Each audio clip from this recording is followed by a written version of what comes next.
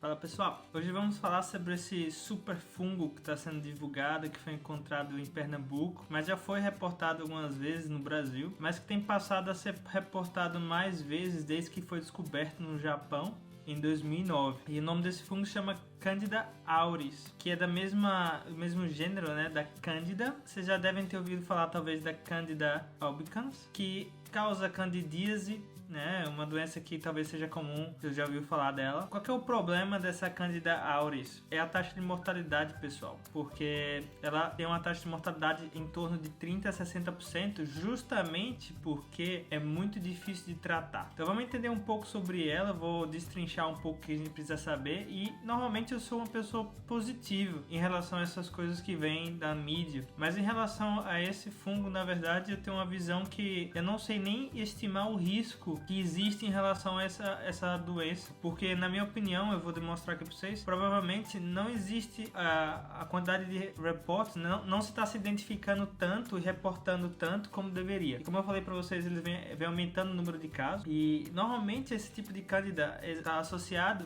a infecções hospitalares. E a terceira maior causa de infecção no corrente sanguínea é por Candida, e esse é um dos problemas. O problema é que na hora de você tratar Candida, se fosse Candida albicans ou qualquer outra, você provavelmente irá com fluconazol ou uma coisa assim. Só que o Candida auris é resistente a esses medicamentos. Na verdade, é resistente não só a esse, mas os derivados, e tá aí o problema. Para tratar é muito difícil, muitas das vezes você não tem nem opção. E é interessante ver de que essa Candida auris, ela se parece, mas não se parece tanto com a Candida albicans ou outras Cândidas. Complica um pouco na hora do diagnóstico, é que você não tem como direito, você com métodos tradicionais, de identificar com tamanha precisão para dizer a espécie. Normalmente se confunde com outro. O que o pessoal tem feito para identificar é o uso de Mal-de-Toff, né, espectrometria de massas, que não é uma coisa tradicional, por assim dizer, nos laboratórios de microbiologia. Eu particularmente nunca vi, eu não me lembro de ter visto Mal-de-Toff nos laboratórios que eu passei de microbiologia.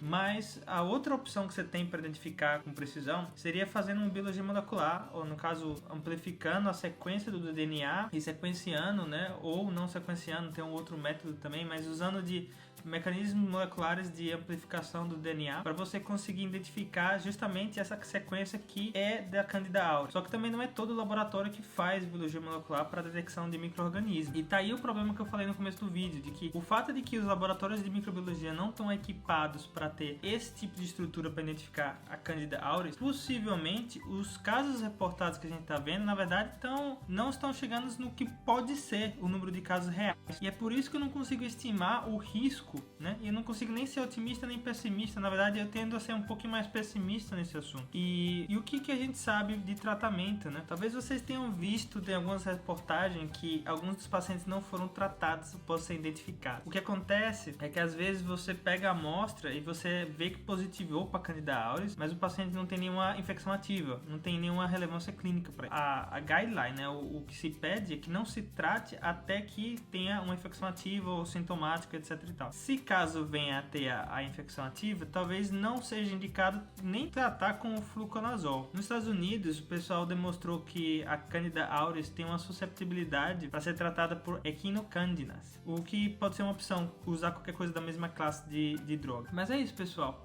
A transmissão normalmente se dá, na verdade, em contextos hospitalares, né?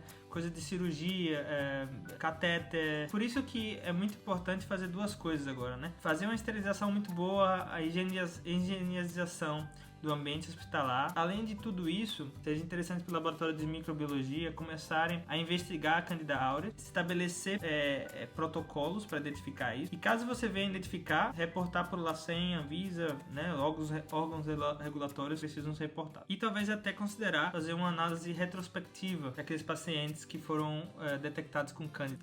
Então é isso, pessoal. Espero que tenha esclarecido um pouco da situação. A gente se vai se falando. Até mais.